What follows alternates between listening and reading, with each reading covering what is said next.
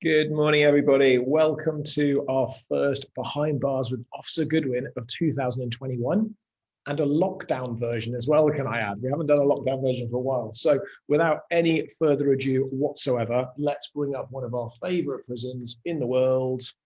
Which one should we use? Should we use Shrewsbury today? Let's do Shrewsbury. We've got a few. Shrewsbury.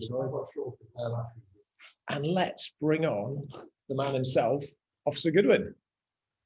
Excellent. Well done. I feel like there should be a round of applause now. I'll do it myself. Harry, good try. There you go. Happy 2021, everyone. Perfect. Under the circumstances, of course. Okay, just step that way ever so slightly, voice Officer G. There you go. Yeah, I think you're perfect there. Absolutely. Brilliant. I'm perfect everywhere, mate. Perfect everywhere. So you can tell 2021 has given Graham a boost of confidence, and he's perfect wherever he stands. It's starting to snow outside now. I love snow. It is. I love snow as much as it causes problems. I love it.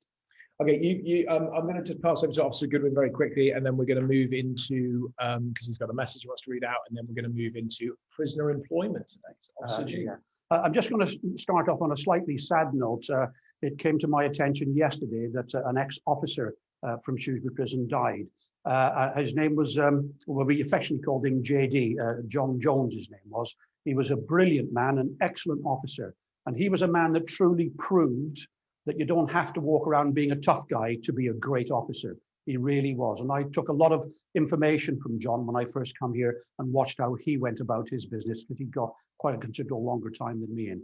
And I thought that's not a bad model to follow. So condolences to the family, particularly to Kerry Donnelly, who sent us this message. I'm sure you're watching this now, Kerry.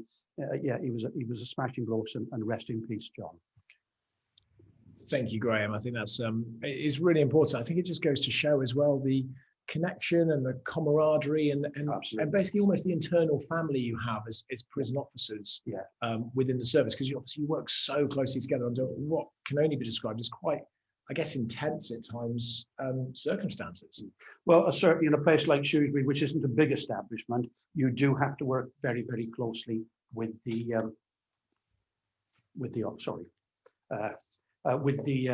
other officers. So you get to know other officers really, really, really well, of course. I've worked in big establishments, and you can move around different wings a lot, and it takes you a long, long time to get to know all the staff at a particularly personal level. And sometimes you never do, but that wouldn't be true of Shrewsbury. We all work pretty much hand in glove. And I think that was a good advantage to a small job. Yeah, no, I totally understand that. I understand it. Obviously, we can pick that up. I'll throw that one straight to Harriet. Harriet, we should discuss at some point the difference between small prisons, local prisons, big jails. And we're going to probably touch on that a little bit today, because that feeds into work, doesn't it, in terms of how work is done and how it's done in different countries. I'm sure we'll be there. I've been so excited for this one for a little while, because I have such strong opinions on this. And those of you that know me know I don't normally have very strong opinions. And I certainly don't vocalize them. But yeah, I've got really strong opinions on this one. So should we just step back very, very quickly? We're going to talk, as we say, about employment, prisoner employment specifically. So the jobs that prisoners would do, the pay they would get, and how it works, and whether it's done right, whether it's not, whether we should go back to an old system, a new system, an Americanized system, a Norwegian system, varying options. So without a doubt, we'll probably struggle to squeeze this into 45 minutes. If we step back very quickly, though, this is the work that prisoners used to do. Mm-hmm. Treadmills. So do you want to take us through that just very, very quickly? Quick snapshot for that. If you look at the treadmills, those treadmills, not always, but very often, they would actually be a part of some production. And that production that they were doing there, like grinding down corn and such like, would have been obviously for sale outside or for outside companies. So there was an element of doing some things that private companies would have an advantage of, with prisoners doing that. And there would be sometimes just these wheels and on these slats for no other reason than they're there. Part of the hard labor system, of course. So there was a balance. And to a degree, things have moved on. Obviously, we do many different things in prisons now, but there's still an element of some of the work done in prisons that is really done on outside contracts. And there's an element of work that's done within the prison system for the prison system, of course. Let's look at that. Let's jump straight in, because obviously we've got the treadmill, as you said. Shepton Mallet, classic example where they had a treadmill attached to an actual mill the other side of the wall. They ground corn. That's where it's got its name from, Corn Hill, which is another nickname for the prison. So that's what happened. You've got things like the crank, which do nothing. But basically, it's just part of the hard labour system. Exactly, hard labour. It was meant to be boring, laborious, and hopefully that you didn't want to come back and repeat that process. Yeah. And oddly enough, with the cranking system, if the turnkeys of the day didn't think they were doing enough on literally knocking that crank on revolutions enough, or being a bit lazy at it, they could go and tighten some big screws in behind there and make it harder for them to do, which is where we get our unofficial title from, of screws within the prison system. That's where it comes from the old turnkeys tightening the screws up. Yeah, interesting and pointless work, of course. Yeah, and then we move on to into the Victorian times. You can see the Victorian Working Party here, very much by the looks of things, going out to do farming and labour in local communities, I would imagine. Yeah, well, you must remember there are prisoners that have helped build their own prisons, particularly if you think of Dartmoor. Dartmoor, basically, when they brought the prisoners in from the Napoleonic Wars, they literally built their own prison. And there have been other places that's been done. When you think of Shepton Mallet, even though that prison was started off in the 1600s, there was an element of all the prisoners there doing some kind of work, breaking down the hardcore, the bricks, whatever needs to be done to build the following parts of the building that were built in the 17th, 18th centuries. As far as the photograph sheet, they said that's Victorian there, Joel. Yeah, I believe so, yeah. And they're going to go out to work. You know, I joined the service in 1977, and I went to work at a place called Goodwin Grange. It was a Borstal, young offenders 17 to 21 years old. And I remember distinctly, very early in the morning, going and waking up at least a dozen Borstal boys, usually at about 5:30, 6 o'clock in the morning. And they were going to go up to the farm that we had on the estate. Yeah. We sat on 450 acres of a beautiful estate, of course, big mansion house and all that. And they used to go up and they had a piggery, so they used to have to go up and attend to the pigs in the morning. We had fields that were growing potatoes and all other different beets and, you know, swedes and turnips and such like. And I remember taking Borstal boys out, and part of their daily work would be to be spud picking, as they called it. The field that happened on actually sits on top of a prison that, when it was first built in the 1990s, was called Blakenhurst. It's part of the Hewell Grange estate now. And sometimes I remember some of the Borstal boys thought it was better to throw the spuds over the wall at the remand centre that was next to it, young offenders at DC as it was called then, than actually do spud picking. But there you go. Remember, these were city lads that we had got in doing this work. And city lads traditionally wouldn't have been anywhere near au fait with farming communities. But. Yeah, no, I think that's an interesting point. And keeping on that theme, let's move on to the most... maybe people overlook this role actually, but I would say probably one of the most fundamental jobs for prisoners to do in a prison, and this is actually from a youth prison as well, so it follows on quite nicely there, which is working in the kitchens. Oh, absolutely. Yeah. So, just about every kitchen that I know of in the prison system always employs prisoners to work in the kitchen, supervised and trained by qualified staff, of course. Although, to be fair, and it's happened in Shrewsbury, sometimes one or two prisoners have come in that have these qualifications. For whatever the reason they've come to jail, we've had one or two that have come in that knows how to bake. So automatically, as long as their crimes aren't so serious and their security levels are correct, we'll have them in the kitchen as soon as we can, because it keeps the quality of food up. And we used to bake our own bread. I remember we used to bake all our own bread in prisons, and then they decided to privatize much of that, and much of the sliced bread that we get is bought in. Although at Shrewsbury, we still made bread rolls right up until the day we closed. Reduce the amount of hooch, though, doesn't it? Because you haven't got the yeast. Yeah, and when I first come here as well, we do our own butchery. Remember, we had people come in. Sometimes they were skilled at being butchers and possibly worked in abattoirs, and we'd have them in the butcher shop. We used to make our own sausages, and all those things were done by hand. And much of that produce, when you go back to the 70s and 80s, was actually produced on prison farms. That's the thing that used to happen. Prisons were very much looking at being as self-sufficient as it was possible to be. So at Hewell Grange, not only did they have this farmland with all the stuff that would be grown there, they also had a market garden, which was about 1.5 miles away.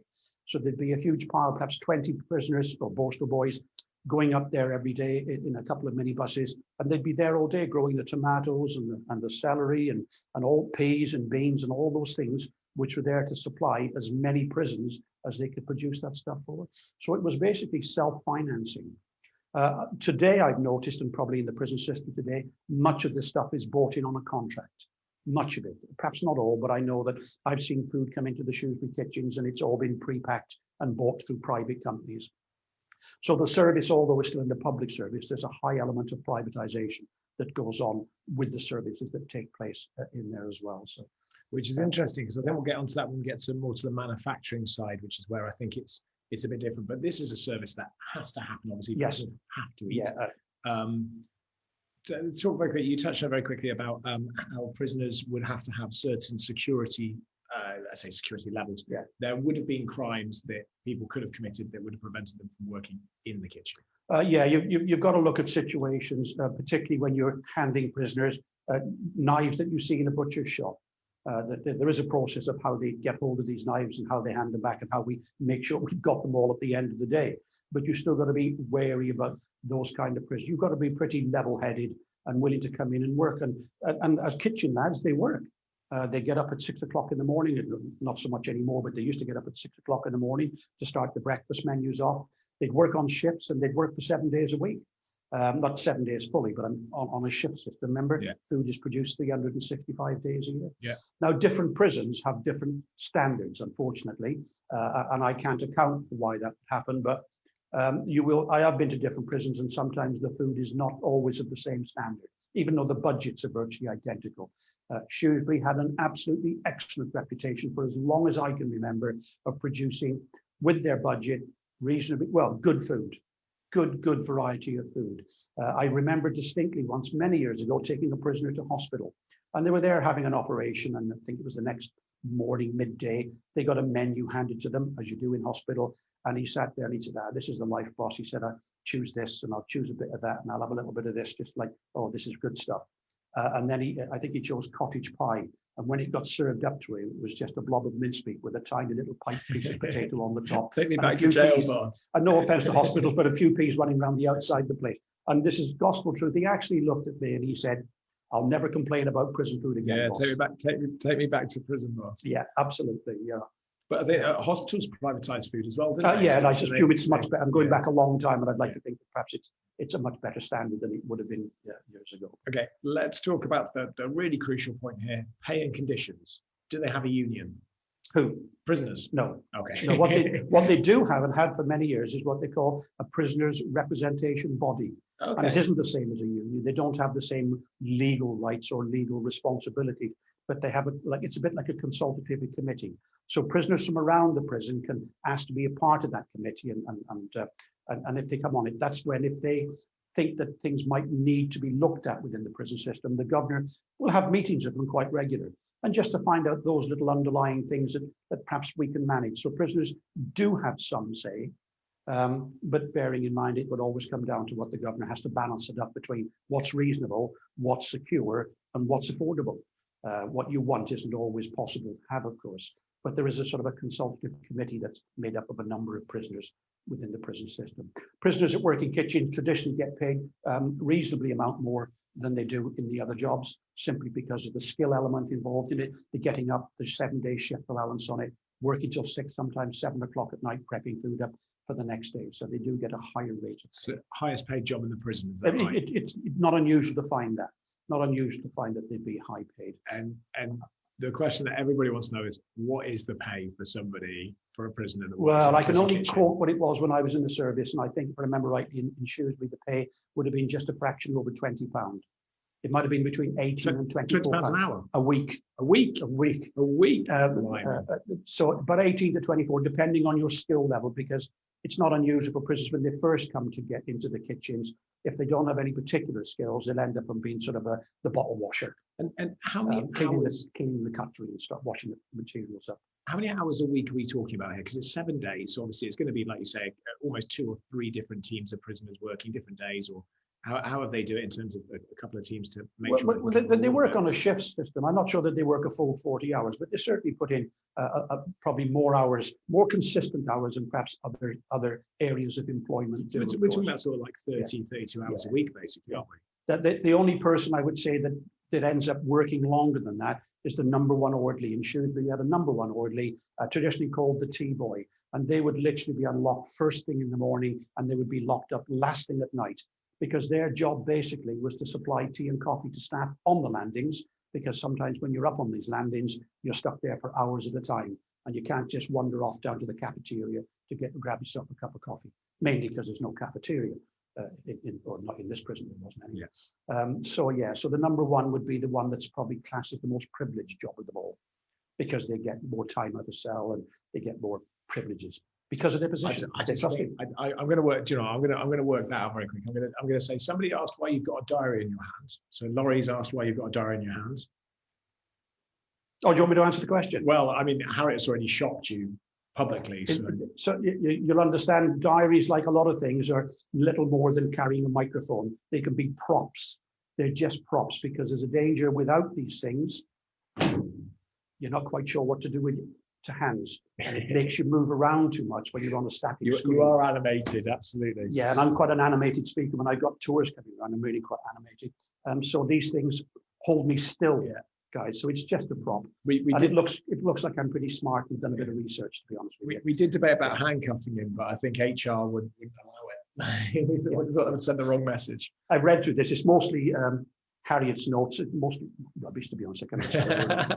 But it's a prop, no more than that. Sometimes you'll see people with microphones. They're actually switched off because they've literally got an independent mic. It's just they need something to focus and to hold them in place. I love the way we go down this rabbit hole. You can throw as many insults and stuff at Harriet as you like because she hasn't got a microphone, so it doesn't even matter if she answers back. She can't get involved. She will be telling herself after. Prison humour has never really been complimentary. £1.60. What's that? £1.60 is what they will get paid an hour. A prisoner will get paid an hour if they do a 30-hour week in a kitchen. £1.60 an hour. Yeah.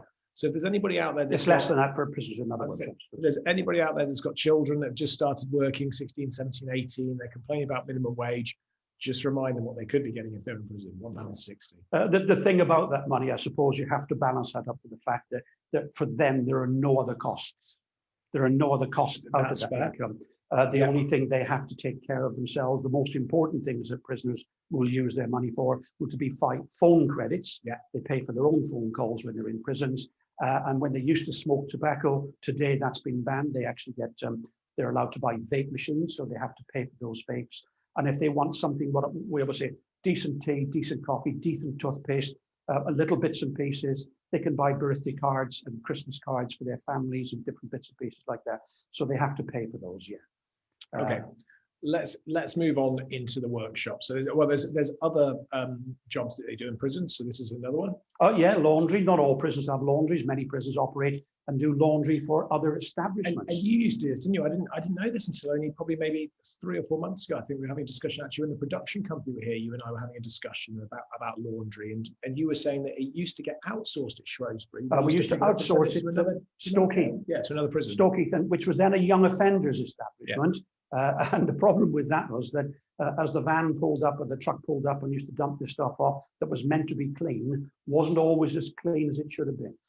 Whether it's because you've got 17 or 18-year-olds doing that kind of work that weren't particularly interested, forgetting to put powder in to clean it up. And some of these sheets and blankets and clothes were coming back in a pretty sorry state. And that creates tension in a prison. It causes problems in its own self. The last thing you want to be doing is having head-to-heads with prisoners over the quality of sheets. I've always been a believer in good hygiene in prisons, and if that means clean sheets, then that's what it should be. So our governor brought the laundry back into the establishment, and we set it up. And there was virtually very, very, very few complaints after that, because prisoners are doing the work for themselves and for others. Was this Governor Hendry? I believe it was, yeah. I can't remember exactly when.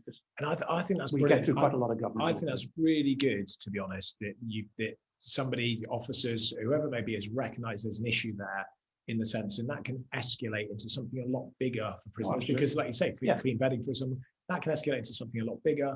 The governor then has taken action. He's able to control and have enough say to be able to then have a laundry installed.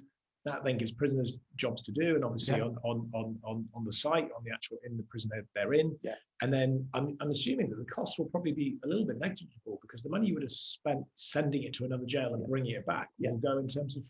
Well, there'd be a written cost on that, because this prison would have to allow basically an IOU to the next prison, because it would come off their budgets. So you'd have to replace it out of your budget. So bring it in yourself. Eventually, after you've paid for the machines, would have started to pay for itself. Now, I've got to be honest, in the laundry, we know it happens, and we've caught it a few times and others. There's the odd 1 or 2 scams that prisoners get up to, because many prisoners sometimes have their own private bits of clothes, like their underpants, socks and shoes and all that. They want a bit of extra stuff cleaned, and they might slide that to one of their friends who might just slide it into the laundry. And there's going to be a payment for that, to do these little bits and pieces of the prison. And in those days, it might have been a quarter ounce of tobacco. Whether it still goes on today, I'm sure it still does in a small way. But I'm going to go a little. So there's always the odd scam. I'm going to go a little bit Hollywood on you for a second. There's a number of prison films. I'm thinking American History X and a number of others off the top of my head, where it looks as if whoever works in the laundry almost kind of controls the prison, let's say, because they look after the cleaning of the sheets and the clothing and the bedding and everything like that. Is there any kind of truth to that? Because I'm assuming that you clean your bedding, it goes onto a rack and it just gets dispersed at random. Yeah, well, I'm not aware of that kind of stuff going on, but when prisoners come into prison, what should happen is all their clothes that they're given, like t-shirts and jeans, should be stamped with the prison that they're in. So for Shrewsbury, typically the t-shirt will be stamped with SYB on the back, so we know it's our t-shirt and not another prison. And that's so we can make sure that prisoners are not taking t-shirts out to other prisons and we're losing our stock. Prisoners, when they come to put their washing in, they have to put it into a bag. Their number will be on that bag somewhere. Prisoners will collect that off the landings, take it down to the laundry. That stuff will be washed and should end up back in that bag cleaned. But as I said, there's always the odd scam that's going on. Anybody that says it doesn't, it's just in denial. And I thought that might be a bit of a Hollywoodism, a bit of artistic license, as we call it, productions. But Morris has just jumped on, actually, and you'll like this, Officer Goodwin. Morris is one of our tour guides down at Shepton Mallet prison, but he's also recently just retired as an active prison officer. So he's got a couple of extra years on the team here, because obviously he's still been working. So he's seen them go through the process of smoking being banned, and therefore he's seen the new payment, should we say, the new currency. And he's saying it's tins of tuna. Yeah, absolutely. Well, you're quite right, Maurice. It's always been a form. It's occasionally you can walk up past some cells, and sometimes it looks like a corner shop. And what they do is they buy their tuna in, because some prisons have more money than others, and then they resell that out. But it's resold on a loan basis, which has a very high interest rate as well. We try to stop it wherever we see that. Prisons should be limited to the amount of stuff they have, but in some prisons are better than others. But no, Morris is quite correct. Tuna. You can almost find the cell that's bookers / payday loans. And it's always the gym. It's always the gym freaks that want all the tuna, because it's high in protein. As compared to perhaps a prison diet, they'll be adding to their protein levels when they're doing their bodybuilding, because they can't get access to all the other. Well, some do get access to stuff they shouldn't have, like steroids. Yeah. So pay in the laundry. You know, I can't remember. It would be somewhere around the kitchen, perhaps a bit less, around about the same, perhaps a bit more. But the kitchen usually, in my experience, is about the top level. Yeah, I've got reference to around sort of £14-15. Yeah, on average. And workshops would be a little bit less than that. Let's go right there, as if by magic. Yeah, lovely. That reminds me, when I first come to Shrewsbury, that's what the workshops were doing. They were literally doing prisoners' clothes, t-shirts and shorts and underpants. And to a degree, we were still doing some work for the post office. Yeah. Mailbags, which is traditional, way back to the 1800s, of course. But things have changed now. I'm not sure. Perhaps another prison does mailbags. Perhaps Morris out there might know of some prison that does it. They stopped. Everybody does something different. I'm 99.9% sure that prison mailbags don't get made in prisons anymore. Possibly. And also, little shout out to them, is that the last mailbags were actually sewn at Gloucester Prison. Oh, right. In the workshops there. Yeah. Although the workshop that they were that they were created is now a pile of rubbish. Sadly, you'll probably find it's got "Made in China" written all over it now. I think that's exactly. I'm not being political there; it's just a fact. Yeah, well, and let's move on to that in a second. So in Shrewsbury, you had banks of sewing machines, didn't you? Where they did. Yeah. In more recent years, they would have sewn prison clothing, done fixes, stuff like that. You also had an electronics store, an electronics workshop. Sort of, assembly and component building and stuff like that. I'll give a shout out to the man that was in charge of it, Bob. I won't give his full name for personal reasons, but Bob was in charge of the workshops, and he did a huge amount at Shrewsbury for creating reasonable quality work for prisoners, and literally getting as much employment into the prison as is absolutely possible, so that we could get as many prisoners out of their cells to work. And Bob did an absolutely first-class job of that for many years. Not all prisons are able to have what they call full employment within prisons, because you've got to get that work in. You've got to get something that needs to be done to do it. And that means, and then you've got to get the staff in as well, because most workshops that I'm aware of have been, there used to be officers in charge of workshops. That stopped many years ago, and civilian staff come and work in workshops, usually with the appropriate skills for the work that's taking place. And it can change all over the time. Many prisons, we've changed the kind of work we've done many times in Shrewsbury, many times. And then you've got an organization, I'm not sure if it still exists, Maurice might correct me, being just in the service still, and it was called Prindus, and that was basically known as Prison Industries. So there are some industrial prisons around the country that actually make many things. They make the furniture for prisons, they make chairs, they make all kinds of things. I've known some that have done stuff like stuff for the NHS, or those kind of work. How much of that still goes on, I'm not sure. Well, let's jump straight into that, because that is the bit that I've got a real, I think, an axe to grind, a bugbear. I'm not quite sure, but here is a this is an American jail. Let's be honest, we can see it's an American jail. These guys are packing fashion label clothing. So it's been done for fashion label clothing. I've got a number of different images of American jails working. We'll jump onto that, but let's just go back to our side a second, so to the UK side of prison industries, because as you say, Shrewsbury's done a number of different prison industries. I know you've had nuts and bolts that used to be packed for different DIY stores. I know you had a little woodworking shop there for charity. That was a really good scheme. All the cabling for Heathrow Terminal 5 was bound here. Never fly from Heathrow Terminal 5. Just the safety point. You've obviously had sewing here. You've had electronics here. So a wide range. But it used to be, and I'm not sure exactly the years, you may be able to tell me. With a little printing shop here as well, by the way. Sorry, exactly. External companies, so let's say you are an external company, you are t-shirt printers, for example. You could just be the front resale point, and you could outsource all of the printing of the t-shirts into the prison industries, and you could pay the prison service effectively through that model for prisoners to print the t-shirts. They would come out to you, and then you would send them to your customers. As opposed to having them printed, for example, in China or somewhere else. I think it's a real fine line between when do you decide that bringing working from the outside is detrimental to employment outside and other people that may be losing their jobs at the cost of somebody else doing it in prison, and when it becomes suitable for prisoners to do it because it at least has some element of training in it. Because the issue here is cost, isn't it? Because prisoners work in a workshop. No, I'm not sure how the cost works, to be honest with you, but I don't think it's just been paying the prisoners. There's a higher element of cost to that for the people that are having this stuff made for them. But it's way, way, way below what it would be if you're paying somebody £9 an hour. Now, you might have the argument, if it's already been made in China, then I don't see a problem with bringing it back into prisons, or at least bringing it back into our society. And this because who are you giving the money to? This is exactly where it's a real fine line between. It is, and I'll be really curious, and I'm gonna break this down for people who are watching, because I think you and I have this conversation a lot, so we know what we're saying with each other, and I think it's just a little bit quick for the guys here. So I'll be really interested to say what they think. So the point I made to Officer Goodwin the other week when we spoke about this was I used to run a company, so I ran a healthcare company, and part of the products we used to do was we had to manufacture boxes. So what we had was two different outlets. We had the manufacturers that actually made the boxes, physically, cut the cardboard, and that was one place. And off the back of that factory, there was a sorting house. So we would send all the products from America to that sorting house, and the boxes would all get cut, and then they'd move to the sorting house, and then they would all get packed. They get assembled and they get packed. Now, we did that once in the UK with a company UK based, and it was really, really expensive, like really expensive. We then outsourced it to China. And I think, I'm trying to remember now, it was a number of years ago. I am that old. It was a number of years ago, but I think we cut our margin by about 70% by outsourcing it to China.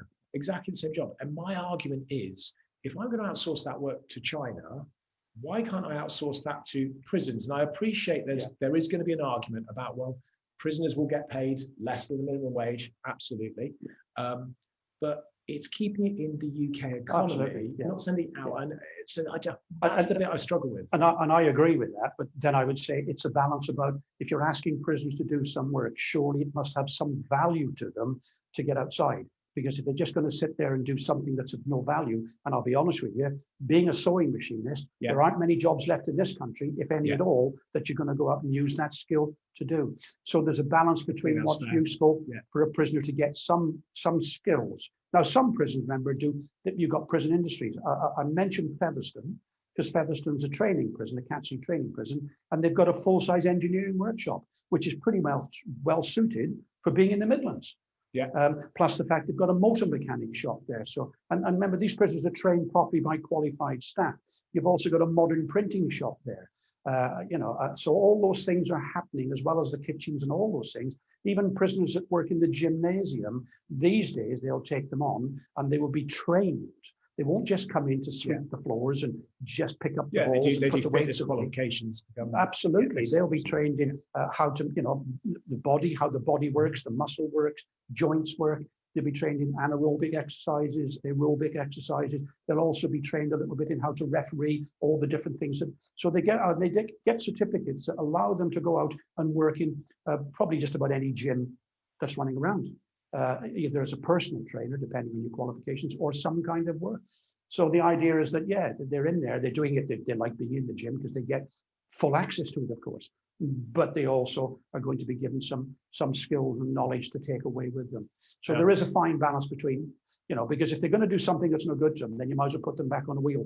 Well, and this is kind of the point, because, and I'm going to push back Officer Goodwin a little bit here and put him under pressure, because I know you guys like that. You get to see the sweat coming down off his brow. I've been pressurized by professionals. It's a case of, absolutely, I totally agree with what you're saying. However, you can only have so many gym instructors in a prison. You've got 350 prisoners, and that's a small jail. Manufacturing is by and far the largest employment piece in a jail. Is a given rule. Making, assembling, or doing something within the workshop. And they're doing it in house still. And I think they still do it for some government services, the NHS, absolutely. And stuff like that. I think my position is that as a company, looking at it completely from an external perspective, as a company, if we were going to pay the prison service to, let's just say, make boxes, for example, and we're not then outsourcing that work to China. Firstly, there's a lot of shipping that gets reduced, so carbon footprint is reduced, which is great. Secondly, we are keeping the money inside the UK economy, which again is good. But thirdly, therefore, the prison necessarily won't need quite as much taxpayer funding because it's getting money externally. The only negative, and I say only negative, is a big caveat, is the fact that you have got prisoners doing a very monotonous, routine, boring job that gives them no skills. That's right. And I'll let you come into that. I used to work in a yogurt factory, and there was an entire department, and their job was just to make boxes. And there was 3 shifts consisting, I think, of 15, 16 people, and all they did was make dolly after dolly after dolly of boxes. Well, the thing about prisons, after you've decided to lock somebody up because it keeps society safe, it's punishment, and it's sort of taking away their liberty. You've got another element that comes into that, and it's called rehabilitation. And so the government should be looking at how they balance up all the things that you say, and I don't disagree with that thing, but how do you balance that up and say it must have some kind of value? Otherwise, you just start looking at it like the American system does. Let's jump onto that. Absolutely. It becomes cheap. Even if you pay prisoners more, so that you say you've got to save half of that money that you earn, we'll pay you twice as much. So that when you get out of prison, you're not reliant straight away at going down the dole office, excuse the old terminology, going down to benefits offices, having to make claims. And saying, right, okay, you will earn more, but you're going to save some of that money so that when you get out, you're going to be a little bit more set. Because I've known prisoners go out of jail, and remember, I don't judge what the government assume, it's what it is. And they go out with, I think, with what they used to be when I was at this prison, £48. We give them, and they have to be serving 31 days or longer to get the £48 to go out with a letter to take down to the benefits office. That's the discharge grant, basically, isn't it? So it's really quite complicated, Joel. You can't, it's very easy to say work in prison, they shouldn't do this and do that. It's nothing's as simple as that. At the end of the day, these people are coming out of jail. 99% of people, well, more than that, 99.9% of people in prison will be released at some stage. Some will be doing a lot longer and deserve to do so. Others come in and they only serve a couple of months in jail. I And the couldn't, bulk of prisoners do. yeah, and I couldn't agree more. I think it is a very difficult one. It's same as the death penalty. We both agree that there are people that have committed certain crimes. That there is a strong argument to be put forward that that person deserves a death penalty, almost an eye for an eye, so on and so forth. Yeah, but where do you draw the line? Yeah, that's right. And let's take this line for a second. So this is an American jail, and big shout out to Josie, who collects all the images for us beforehand for all of these lives, because what you can see here is American prison industry, and they're doing all the military uniforms. And in America, they make, I believe the prison service make 85% of the American military uniforms, everything that's non-weaponry based, basically. Yes. And it's called Unicorps. And you can see just behind your head there, so G, if you hold up your left hand with a point, down a little bit, down a little bit, down a little bit, down. I can't see Unicorps from here. It's there, but it says Unicorps, and that is the uniform side of things. Yeah. The trouble is that because America have built pretty much, I'm going to take this a little bit probably too far, but because America have built a lot of their prison system on work, outsourcing work to external companies, but also privatizing it to the military and stuff like that, it means they now have a huge need to have prisoners. And they don't do rehabilitation the same way. It's kind of rack, pack and stack. And unfortunately, and I've got a number of images, the large population is young black males. And this is what you're seeing. And that's the line, isn't it? Because if we go too far down Joel's route of letting companies do stuff in prisons, you could end up in this one. But that's the balance. They're actually doing something useful there and supplying military. Now, the argument, you're quite right. If this would have happened away from this country or from America and been done by some other cheap labor company, and we know that where they exist in China and around in Asia and stuff like that, you might say it's fair to bring it back regardless of whether we consider it to be cheap labor here. But then if it was ever made in the USA by people outside, they might stand and say, I've just lost my job. Yeah. I've lost my house and my mortgage because they put it inside prison because they can get prisons to do it for $20 a week. Yeah. But if you're bringing it back from an outsourcing, and it would have never been available for anybody to do. But then the other argument would be, well, why can't we bring it back to this country and give it as a proper job so people can keep their homes and mortgages? It's really quite complicated. Absolutely. You know, I'm very old. It tires my brains out thinking about it sometimes. Yeah, and I think the danger is that if we kind of do away with those arguments, we do the Joel model. Yeah, call it the Joel model. Harriet, make a note of that one, the Joel model, which is where we have prison industries doing things for companies inside the UK. And even if we put a number of regulations and criteria and stuff to that, there will then become this danger that, we haven't got enough prisoners to fulfill that order, so we need some more prisoners. Yeah. And then we start getting down that American route. And it's such a shame because, again, I've got a few different ones here. This is an external, as you say, this is prisoners building new areas of a prison. Yeah.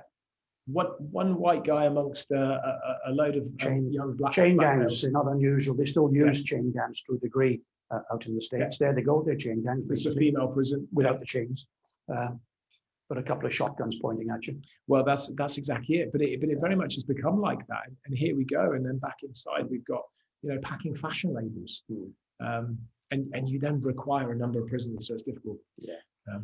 But the prison population is huge. You have to remember America operate what they call the 3 strikes and out policy, regardless of the offences that you've committed. And they can be the smallest offences of all. If you get caught for the 3rd one, you're given a life sentence. And that can be anywhere up to 20 years or longer. And that's for what they call the 3 strikes and out system. They still operate. Whether all states do or not, I don't know. But I know many states operate the 3 strikes and out, regardless of the offences. Now, people might ask, well, what's proportional? What's proportional? If somebody's committed 3 small offences and you're keeping them in jail for over 20 years, you're paying a very, very, very high price as a taxpayer to keep somebody in for the value of what they stole and did is minimal. And it's a balance between what's proportional. What's a proportional sentence for the offence that's been committed? But I know it's a 3 strikes and out system in the USA. May not be in all the states, but it certainly is in some of them. Yeah. And not all states have the death penalty, by the way. No, they don't. And that's another matter we'll talk about when you get to the death penalty. Gemma's jumped on actually. I really like this, and guys, please do throw your comments at us. We'd love to see them. We'd love to see your opinions, your thoughts. If you were a company, would you have stuff manufactured in a prison? If you're a prisoner, would you want companies to have things manufactured? I would say, chirp up, you're paying for it. Yeah. So Gemma's jumped on, and she has said that the government, she said must, but the government must reevaluate the concept of rehabilitation. And also the fact that convictions are not always wiped after a certain amount of time, especially for young offenders, as many people will make bad choices and then their conviction will have an impact on a fresh start. It's one of the reasons why I personally, and it is a personal thing, and I'll stand the argument with this too, that the Borstal training sentence was probably more effective than when they got away with it in 1981, 82 and put the determinate sentence in place, because it started off at a minimum of 6 months in prison, up to 2 years. And prisoners got their heads down, did their education, went to work, did the training. Some of them could get out within 6 or 7 months. Many of them got out at about the 8 to 9 months. It was called the 40-week target date. So prisoners, by their own incentive, it was a bit of the carrot and the stick. This is what you can potentially do. Yeah. This is what you can achieve. All you've got to do is, and we had an open and closed Borstal system at the time, which doesn't exist now. So open prisoners might be the first timers and those who are at the very bottom end. And many of them may not be coming back. Some will. I would never deny that there's a recidivism rate. Not as bad as it is today, of course. But I'll put this up. This is what you're talking about. This is the keep out scheme for young offenders. Yeah. About keeping out of jail. Yeah. And rehabilitation and such like that. Yeah, it's really good. And remember, when you're talking about prison sentences and all that, you've really got to start back and talk about prevention as well. Yeah. Prevention is prevention is always better than the cure.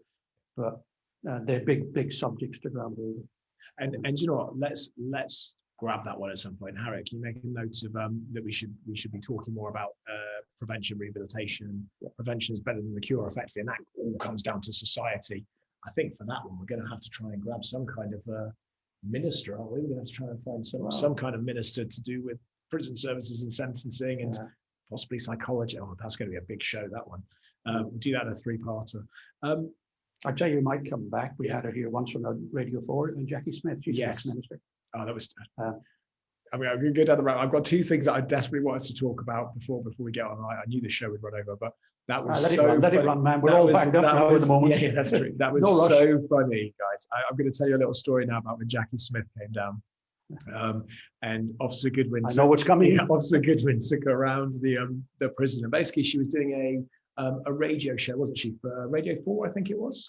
Shrewsbury had been closed for a few years at that time. She was doing a Radio 4, I suppose, a little docu. It was a show. It was part of her show. Yeah, and she came to talk about things, basically just about prison conditions and what had changed over the years and what was good and the different stuff, rehabilitation. They came down here. We had Officer Goodwin take her around, and she went round. She did all the recordings and took a few quotes from you. And then what was it she asked? Well, as I was walking onto A-Wing, the main gate to take me to it, I was actually in front of her, and she literally called from behind me. She said, "Well, tell me," she said, "why did prison shoot?" Because I've always said, and I said to her before, Shrewsbury Prison was a very, very good prison. It had a very low rate of assaults on staff and prisoner on prisoner, and we did as much work and rehabilitation as absolutely possible.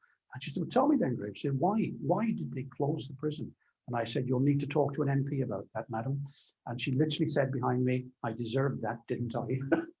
Fair dues to you, Jackie. Well done. I was just behind them, and when she said it, I was like, "Oh God!" No, brilliant. She was honest. I was like, "What response is Graham going to give here?" There's so many responses he can give, and I thought to myself as well, because she came in and we put her in, and she's a Conservative MP, and Tory MP. Actually, Labour MP. Sorry, Labour. Yeah, sorry.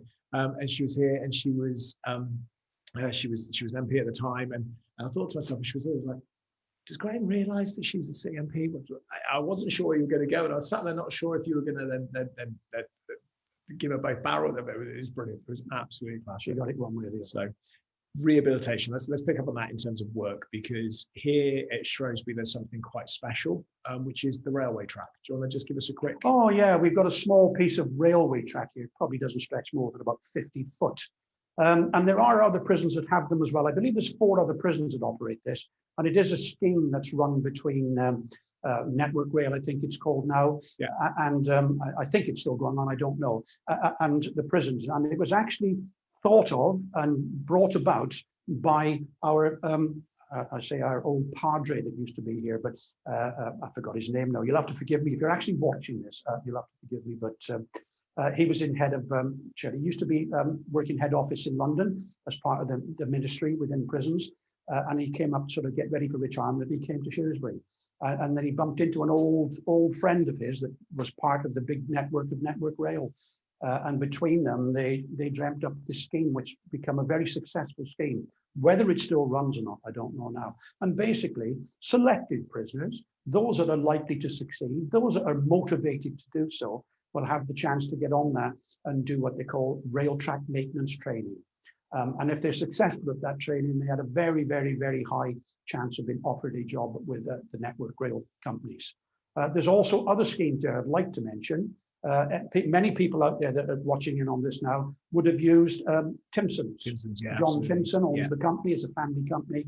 People get their shoes and their keys done. He has actively, for many, many, many years, being involved in giving prisoners, obviously, the correct prisoners, the right motivation, willing to try and do something different with their lives, the opportunity to go and work for him and learn those skills. And some have gone on, I've no doubt, to manage those shops in their own right. And I think, and the clink. Can I mention the clink? Well, we'll finish on that. But I think that's really important. I'm going to ask Harriet and the team to make sure they connect with James Timpson on Twitter later on, because James Timpson, who is the chief executive of the Timpson Group, he's the son of John. He is absolutely, yeah. So he's the chief executive of the Timpson Group, but he's also a prison recruiter. He's a believer in upside down management, colleagues, not staff, being a great boss, but he's also the chair of the Prison Reform Trust. There you go. And Timpson's, and I remember when I found this out, I never knew this before I took over a jail, they're a huge employer of ex-prisoners, which everyone finds a little bit bizarre because they're like, hold on, but they cut keys.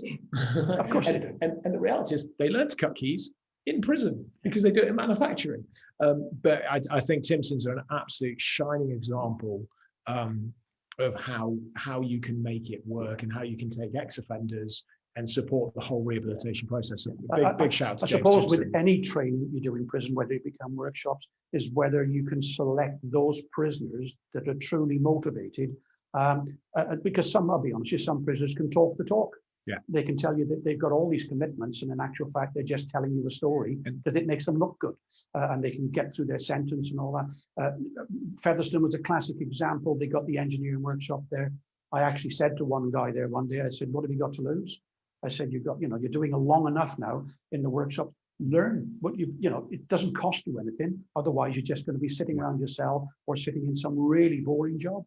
And literally 2 years later, I was up in the workshop and I asked one of the staff members, "How's he getting on?" "Oh, he's brilliant. He's really good. The guy's got good skills, a very, very good welder." Said he won't be short of finding a job if he's motivated to do so, of course. What you do in prison may not reflect on what you want to do outside. Because you get back to a life, and that life may decide that, gets in the way of other things. And you know what? I think, sorry, I'm just going to jump back onto the Timpson side of things because I've just jumped onto James's Twitter account, and I can see he tweeted on the 31st of December to say they recruited 107 people from prisons in 2020. That's 9 people a month. Yes. And Harriet, I'm gonna throw the gauntlet down now for Harriet Graham. You need to get James Timpson to come on to have a conversation with Graham around prison rehabilitation and his experience from an employer's perspective and how that works. And that's going to be a great show. So. And all the research I've done shows that scheme that John and James run is extremely successful. Yeah. It's not a case of, it's 50-50 and 50 don't. It's very, very successful. That's why it stood the test of time. And there is space to do much more of that. And I'm sure there are other companies that may be more inclined to do those things as well. It's not easy to get sometimes employers to pick up this and say it's worth a try, because they worry about their employees, they worry about that person, what their offences may or may not be, and all those things, and how it's perceived, is it safe, all those kind of things. So there's huge thing there. I think to get somebody like him on to have that discussion. Absolutely, yeah. Okay, let's finish then on the Clink, but also this, which is a coffee shop in Aylesbury.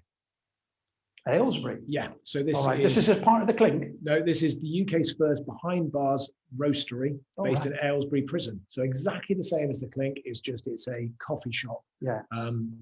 Yeah, I'm looking at this for the first time, Yeah, guys. I've not seen it. I like to shock you. Yeah, because with the Clink, Yeah. it's basically a restaurant base. There are 5 in the country. Yeah. I believe one's in Brixton, there's one in Risley, there's one in Norwich. You know, I can't, one up north, I believe, somewhere. I just can't remember the other 2. And they operate restaurant style places that the public can use. They can go in there and have food that's of any kind of restaurant quality. One of them actually has a Michelin star. And the prisoners in there are learning all the skills that are involved in part of the restaurant or catering business at different levels, of course. And they can be very, very successful. The reason why the food is relatively cheap in there to pay for is because it's a training scheme and not there to be making profits. So you can see, so yeah, it might be a little bit of competition for a restaurant, but it's not. Those restaurants outside can pick up the value because they've now got skilled people that they can employ into their restaurants if they want to, and increase their skill bases as well. Because there's always a high turnover in the restaurant trade or the catering trade. Just to ask the question to finish off, and I know afterwards he's going to kick me for this, but do you think making coffee is any more or any less skilled than making boxes? Well, because when you're making coffee, you're interacting with the public. And when you're interacting with the public, it's good PR. The way you do that, there are only certain people. I see people in cafeterias, and I actually look and say, you're actually in the wrong job if you're not into people and cannot communicate. And that's a skill in its own right. Learning to communicate with people, learning to look at people, you learn those skills. And that might take that person, not just from there making that coffee, but give them those skills to apply to something that's a little bit more person on person involved, because they gain that confidence, how to speak, how to be confident, how to be assertive, and how to sort of look at how you treat other people and all those things. And people sort of dismiss this idea that personal, what I call the soft skills are primary to anything that you do. So if you want to make a box and sit there with the headphones on because you can't hear the noise, sounds like somewhere. Or you can make coffee and make it. And remember, you're going to learn a lot of skills that because you're going to get awkward customers coming through. So that's about conflict resolution. Officer Goodwin. All those things, mate. Did you catch me out there, mate? No, Officer Goodwin, as always, you put me very, very firmly back in my box with a very intelligent answer. Ladies and gents, that's it. We've gone over by 7 minutes. Harriet's let us do that today. We'll be back next week. I think we'll be doing our last show next week in this studio before we move. I think next week is our last week in this studio, and then we move to the new studio. Should it all get painted and done in time with lockdown. So that's very exciting. But that's it from us for today. So I'll hand over to Officer Goodwin to say goodbye. Yes, folks, just a quick goodbye from me. Have a great new year. Obviously, stay safe, and hopefully things will start to improve. At least over the next few months, things will start to improve and we get back to living our lives as we'd like to. So yeah, stay safe out there. Bye-bye, and hopefully see you all again next week.